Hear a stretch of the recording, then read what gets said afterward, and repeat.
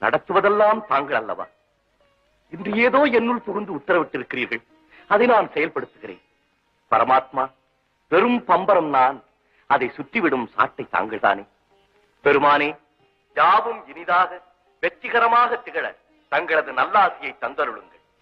அனைத்தும் இனிதாக வெற்றிகரமாக நடைபெற எனது பூரண ஆசிகள். நாராயண நாராயண.